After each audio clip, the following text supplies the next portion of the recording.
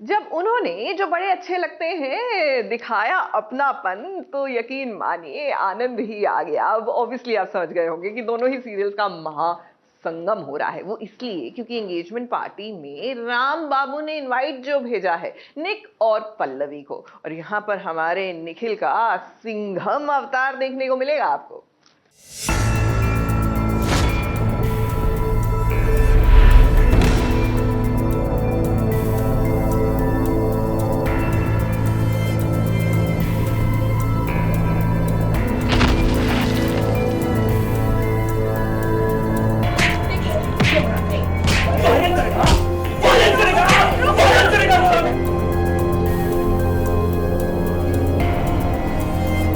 ये संगम तो प्यार का महासंगम है, लेकिन भाई यहाँ तो खुशी का नहीं गम का नजारा है, क्योंकि निक सिंघम बन विशाल की कुटाई कर रहा है।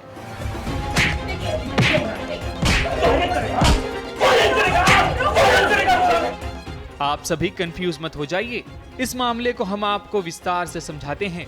हुआ यूं कि राम के घर में विक्रांत और सारा की एंगेजमेंट होने वाली होती है, जिसके चलते राम ने निक और पल्लवी की फैमिली को भी इनवाइट किया था। इस खुशी के माहौल में निक विशाल के साथ 2 बूंद जिंदगी को कम कर देने वाले घूंट पी रहा था। ये देख पल्लवी को भी गुस्सा आया, लेकिन क्या पता था कि निक ने राम के साथ मिलकर एक खेल खेला है ताकि विशाल से सच निकलवा सके, क्योंकि विशाल ने पल्लवी के खिलाफ झूठी चीजें फैलाई है। मेरा प्लान था कि मैं उसके मुंह से उगलवाऊं कि उसने किस तरह झूठ मूठ मेरी बीवी की इज्जत उछालने की कोशिश की। तो मेरा प्लान था मैं उसके मुंह से ये बाहर निकालूंगा, उसको गिल्ट में पकड़ूंगा और फिर उसका बदला लूंगा। लेकिन मुझसे रुका नहीं गया, मुझे इतना गुस्सा आ गया जब मैंने सच्चाई जान ली कि हाँ ये झूठ है, तो इसीलिए मैंने वो कदम उठाए। पल्लवी के साथ क्या घटिया हरकत की थी?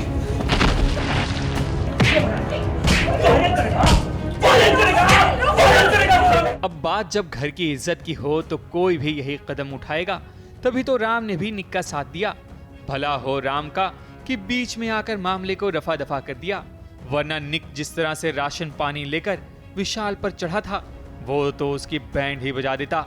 निक की ये फाइट देखकर तो शायद राम बाबू भी सहम गए होंगे। कोई भी इनके साथ एक्शन करेगा ना, प्लीज एक एम्बुलेंस रखना, एक फायर ब्रिगेड रखना। He is absolutely into the scene और I am going to get my ribs fixed. लगे मुझे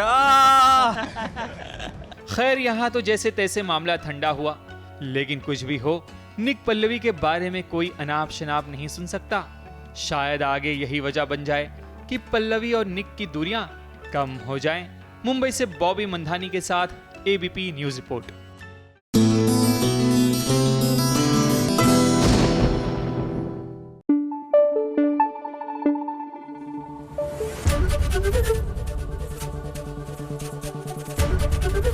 एबीपी न्यूज आपको रखे आगे।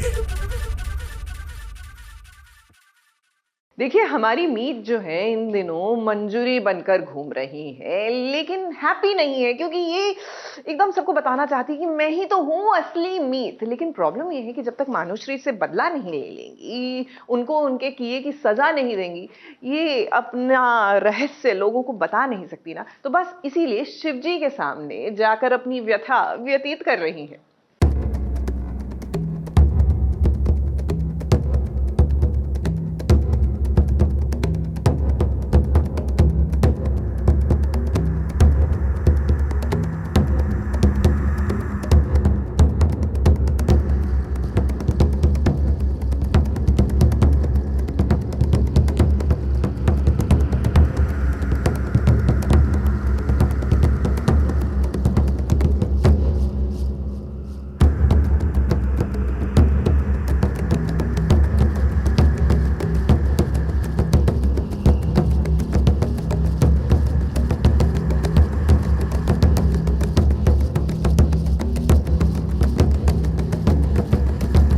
बदले की भावना ने मंजरी को घर से ही नहीं बल्कि मीत अहलावत से भी दूर कर दिया है, जिसके चलते मीत हुड्डा अंदर ही अंदर घुट रही है। जब दुनिया मन की पीड़ा को नहीं समझ सकती तो एकमात्र भगवान ही होते हैं जो दुख की नैया को पार करते हैं। इसलिए मीत अपनी भड़ास महादेव के सामने तांडव करके निकाल रही है।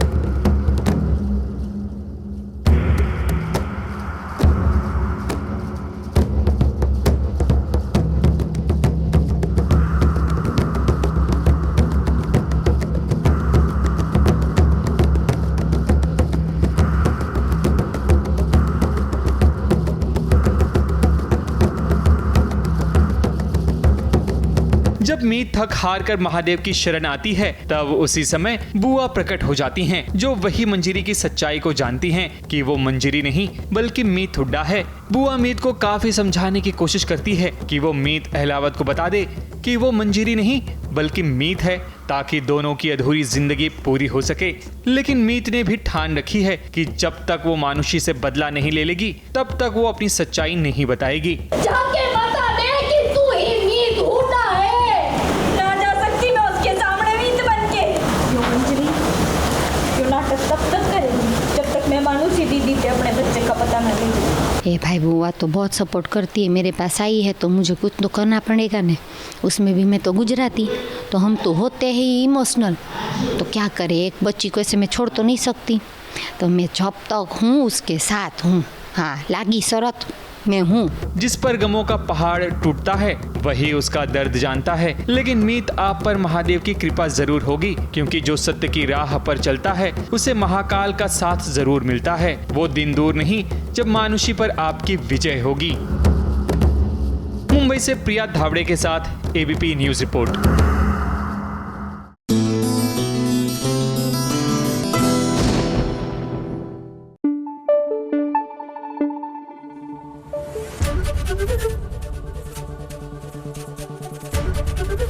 एबीपी न्यूज आपको रखे आगे। आमी जे तुम्हार, ये गाना क्यों याद आया? I mean it's a beautiful song, लेकिन जब भी कोई गाता है ना तो मुझे भूतिया फीलिंग्स आती है। एंड गेस व्हाट, मुझे लगता है कि अब प्रीशा को देख के आपको भी भूतिया फीलिंग्स आएंगी। ये है चाहते में एकदम रुद्र को देख के ना प्रीशा के अंदर की मंजलिका जाग जाती है। एक तो बेचारे उनकी याददाश्त वापस लाने की कोशिश कर रहे हैं, लेकिन इसका टोटली विपरीत वाला असर हो रहा है। दूर हटो इससे, दूर हटो। हाथ मत लगाना।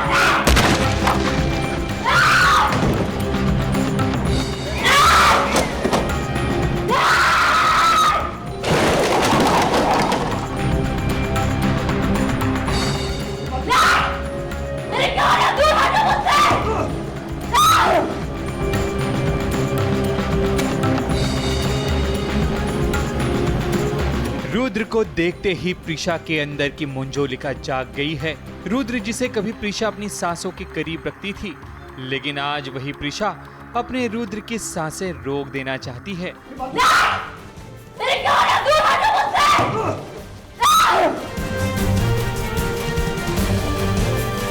पूरा माजरा कुछ ऐसा है कि अरमान प्रीशा को लंदन लेकर जाना चाहता है ताकि वो रुद्र की जिंदगी से दूर हो जाए। लेकिन हीरो तो हीरो है, चाहे तूफान आए या बारिश, रुद्र अपनी पलटन लेकर गिरते पड़ते एयरपोर्ट पहुंच जाता है, जहां पहले से प्रीशा एयरपोर्ट से बाहर आ रही होती है। बहुत इमरजेंसी है और हमको प्रीशा को किसी भी तरह रोकना है कहीं जाने से, और मैं पूरा फैमिली हमारी पूरी फैमिली लेके भाग रहा हूँ अभी कैसे भी करके। बाइक, गाड़ी, बीच में बहुत चीज़ें हो रही हैं, बट हम सब कुछ इग्नोर करके प्रीशा के पास जा रहे हैं, क्योंकि हमारा मेन गोल है उसे रोकने का और उसको घर वापस लाने का। रूही जैसे ही प्रीशा को देखती है वो माँ कहकर उससे लिपट जाती है।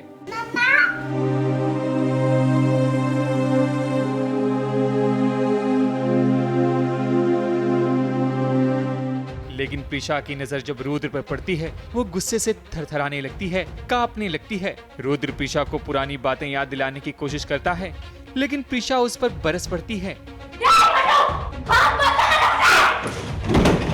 रुद्र को धक्का दे देती है, तोड़ फोड़ करना शुरू कर देती है, यहाँ तक कि सामान फेंक कर भी रुद्र को मारने लगती है। ये उस दवा के कारण होता है जो अरमान प्रीशा को खिलाता है ताकि उसकी याददाश्त जाती रहे। इसी कारण आखिर प्रीशा बेहोश हो जाती है, जिसे अरमान उठाकर ले जाता है। अब देखना होगा कि आखिर प्रीशा की याददाश्त कब लौटती है और कब रुद्र और प्रीशा का पुराना प्यार देखने को मिलेगा। मुंबई से प्रिया धावड़े के साथ ABP news report.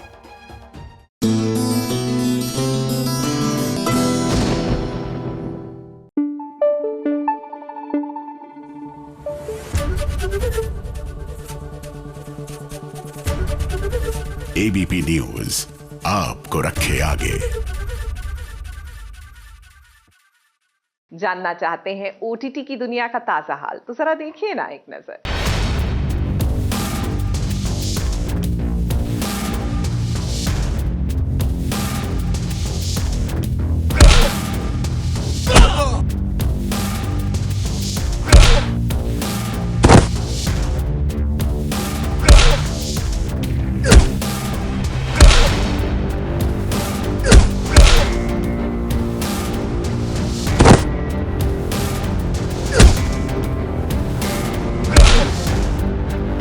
Disney plus Hotstar के शो आशिकाना में आज हीरो हीरोइन मिल ही गए, लेकिन इस विलन ने सोचा कि ये दोनों क्या कर लेंगे, लेकिन उसे ये नहीं पता था कि हीरो के पास अगर शक्तिशाली हाथ हैं, तो हीरोइन के पास उसकी ताकतवर लात है।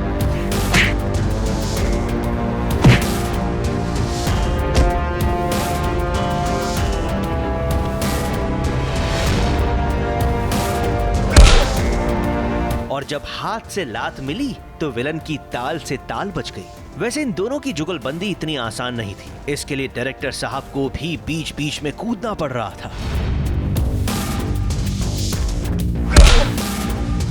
विलन भाई साहब को खुद को बार बार पिटवाना पड़ रहा था, और तब जाकर हुई अजगर और बाज की ये दोस्ती सफल। मेरे लिए बहुत मुश्किल होता है, मेरे को ढूंढना पड़ता है खुशी कहाँ चली गई, किधर, अरे ये खड़ी है। देख बेटा, तुम मेरे से ज्यादा लड़ मत, मैं बता रहा हूँ, मैं देखो मार दूंगा, मैं बोल दूंगा तेरे को। एक मिनट ऐसे बात कर दूँ, मजाक मत कर मेरे साथ तू। वैसे 2 पल के लिए लगा कि ये मास्क्ड मैन धराशायी हो गया है, लेकिन तभी ये विलन उठा और हीरोइन की तरफ हमला करने लगा, और बस हीरोइन को मारने ही वाला था कि तभी बीच में आ गए हीरो, लेकिन निशाना चूक गया।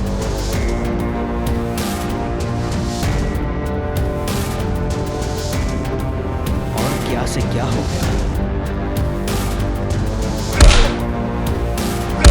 लेकिन डोंट वरी, अब इसे कहते हैं सच्चा आशिकाना और सच्ची कुर्बानी।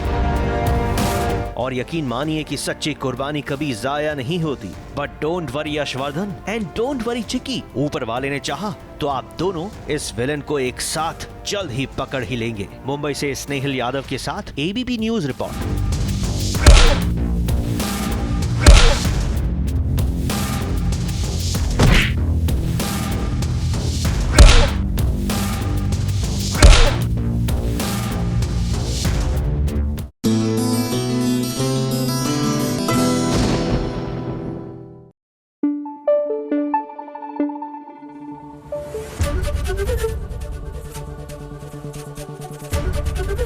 एबीपी न्यूज आपको रखे आगे। Well, guess what? Ritesh Deshmukh और वरुण शर्मा आ रहे हैं Amazon मिनी पर लेकर अपना कंटेंट जिसका नाम है केस तो बनता है। तो इनसे एक खास मुलाकात करते हैं इस कंटेंट के बारे में। साथ ही भैया रितेश देशमुख और जेनेलिया की अमेजिंग रील्स देखी है ना आपने, तो उनके बारे में भी बहुत कुछ जानने को मिलेगा आज। कितनी रील्स बनाओगे, फिल्में कब करोगे? फिल्में नहीं मिल रही इसलिए तो रील कर रहा हूँ, फिल्में नहीं मिल रही इसलिए तो रील कर रहा हूँ। सारे अच्छे होते हैं यार, मैंने तो केस ही उल्टा कर दिया पूरा।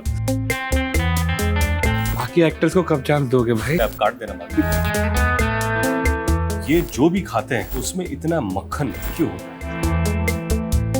क्या करूं यार, टेस्ट ही बड़ा लगता है यार, टेस्ट ही बड़ा लगता है यार।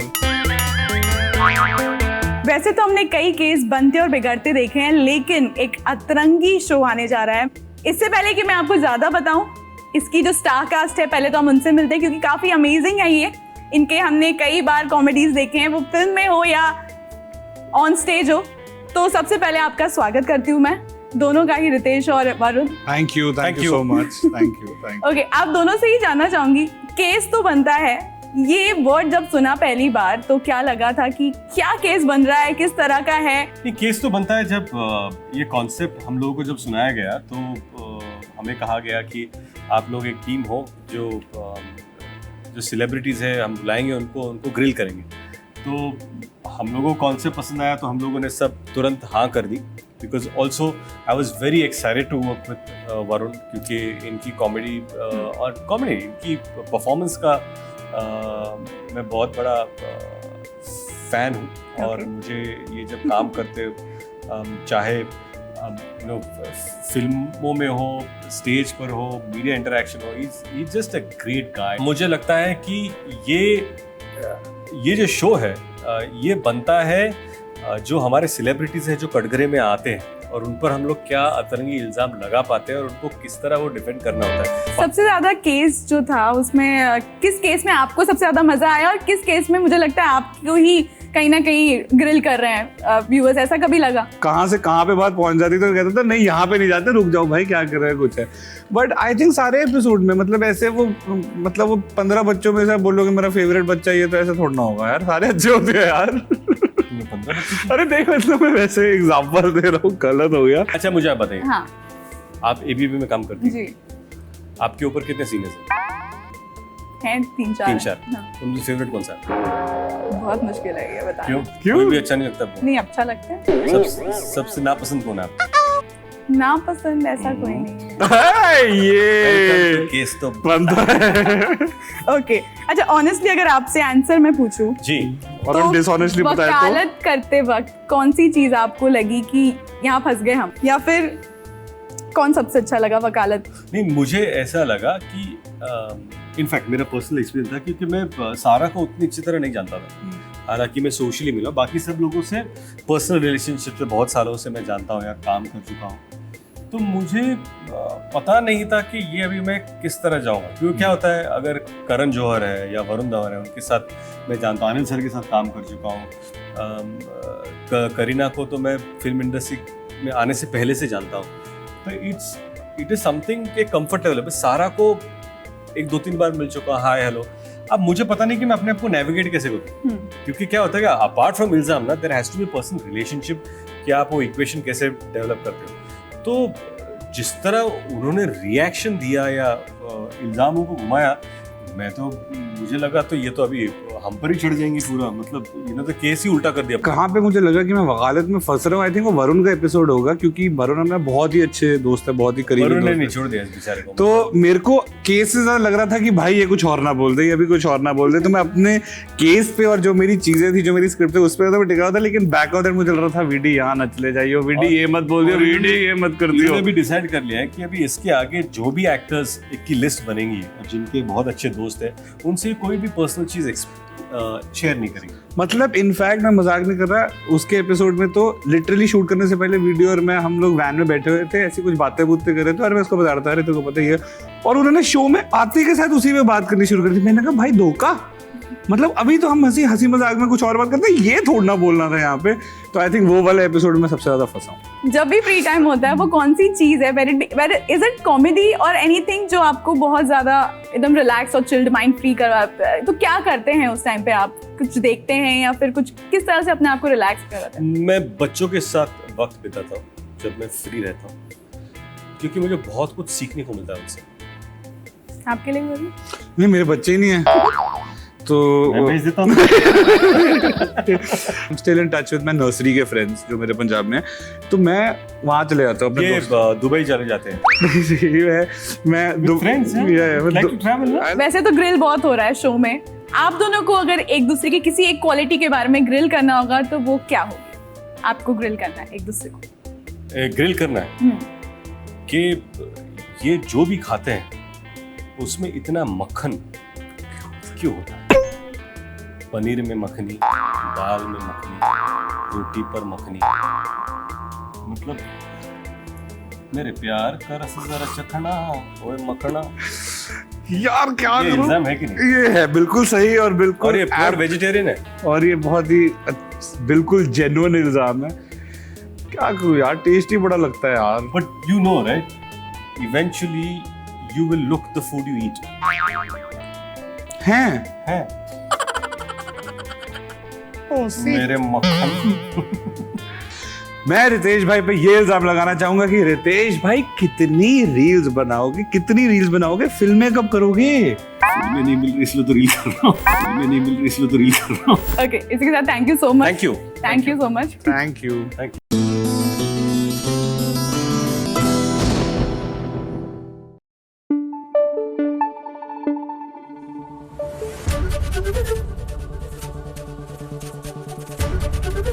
एबीपी न्यूज आपको रखे आगे। लगता है कि कथा को मुस्कुराने की वजह फाइनली मिल ही गई, क्योंकि इनकी शादी जो हो रही है कबीर के साथ। And the plus point is कि युवराज जो गड्ढा खोदने के अलावा कोई और काम कर नहीं रहे थे, वो मिसिंग है सीन से।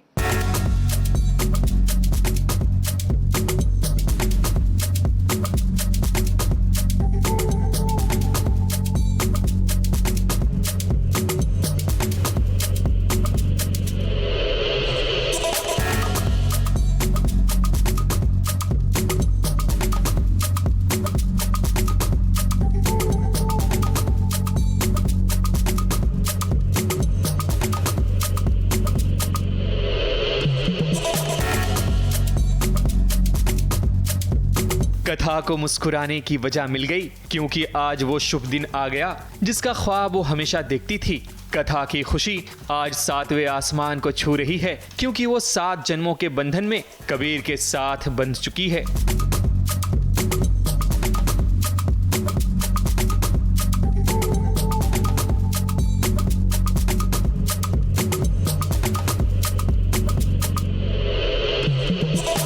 कबीर ने एक जिम्मेदार हमसफर की तरह कथा का पूरा ख्याल रखा। फेरे लेते वक्त कबीर ने कथा को गोद में उठा लिया क्योंकि कबीर जानता है कि वो प्रेग्नेंट है। वो बात अलग है कि पहले कथा को स्टूल पर खड़ा किया गया, फिर कबीर ने उसे उठाया।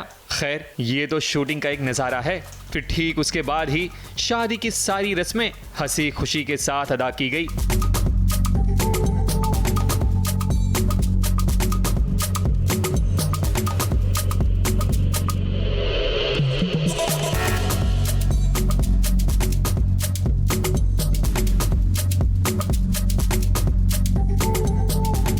मेरा तो आई थिंक लाइफ का सबसे बड़ा ड्रीम पूरा हुआ है।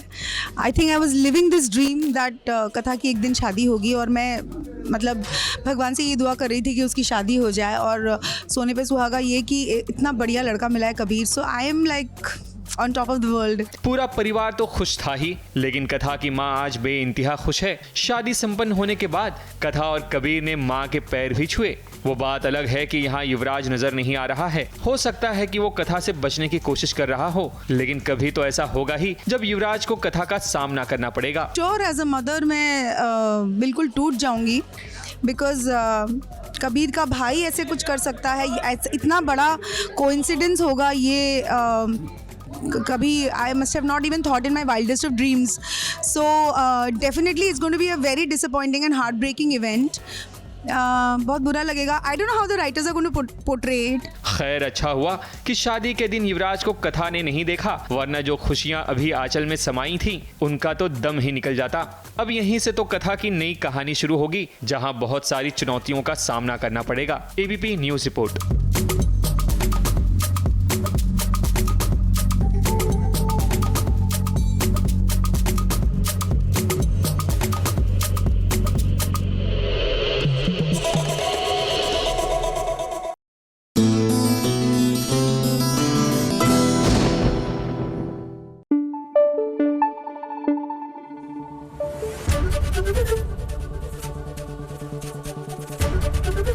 एबीपी न्यूज आपको रखे आगे।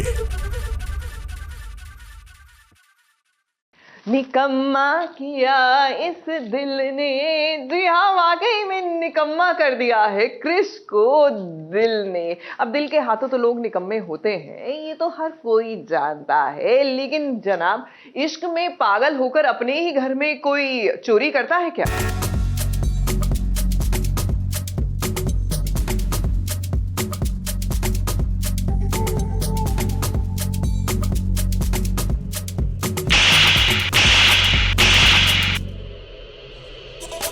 पठानी ने तेरी औकात दिखा दी ना।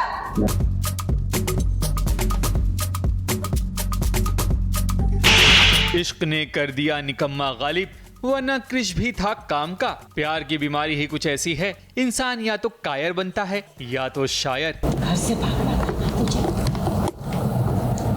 घर से बाहर फेंक देती। चल। लेकिन ये क्या, क्रिश तो चोर बन गया रे बाबा। ऐसे में माँ का थप्पड़ तो बनता है। एक लड़की के चक्कर में तूने माँ से चोरी की, तूने अपने परिवार को छोड़ा। जूलियट पठानी ने तेरी औकात दिखा दी ना। क्रिश सीधा साधा भोला भाला लड़का हुआ करता था, लेकिन जब कीर्ति के प्यार में पड़ा तब से परिवार कम और कीर्ति के बारे में ज्यादा सोचने लगा है। शादी के चक्कर में क्रिश ने सुमन माँ की अलमारी से पैसे चुराए और ये बात सुमन माँ को पता चल गई। फिर क्या, जैसी करनी वैसी भरनी। यहाँ घर में इश्किया का ड्रामा चल रहा है, वहीं रावी बेपरवाह होकर व्लॉग बना रही है। अब बनाए भी क्यों ना, आखिर उसे इन्फ्लुएंसर जो बनना है।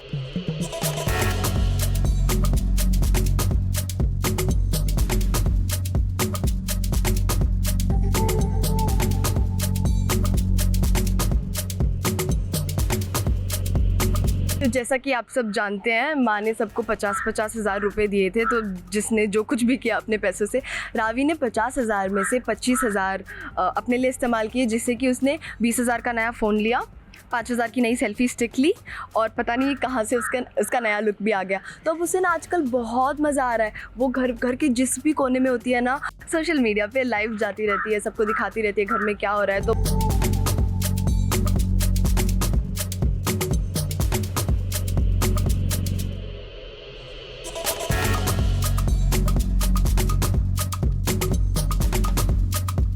एक्चुअली मुझे भी बहुत अच्छा लग रहा है। मुझे इनफैक्ट पुरानी रावी से ये वाली रावी ज़्यादा अच्छी लग रही है। और मुझे लॉन्ग स्कर्ट्स वैसे भी बहुत पसंद है, जिसको टीम अप किया इन लोगों ने ये जैकेट के साथ। और ये ऑक्सीडाइज ज्वेलरी मुझे बहुत अच्छी लग रही है, और रिंग्स भी। रावी ने पैसे का सही इस्तेमाल किया है और क्रिश भी सही जगह पर करने वाला था पैसे का इस्तेमाल, लेकिन बस उसका तरीका गलत था चोरी करने का। अब प्यार और परिवार के बीच क्रिश किसे चुनता है वो देखने वाली बात होगी, लेकिन इस बात का हमें पूरा यकीन है कि पूरा परिवार मिलकर क्रिश की दुल्हनिया लाने की कोशिश जरूर करेगा। कैमरामैन प्रकाश पाटिल के साथ ABP news report.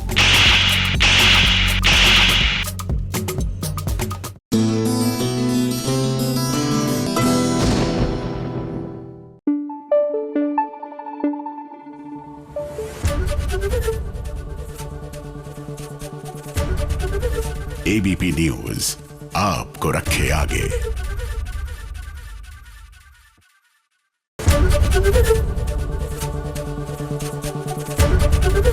ABP news आपको रखे आगे।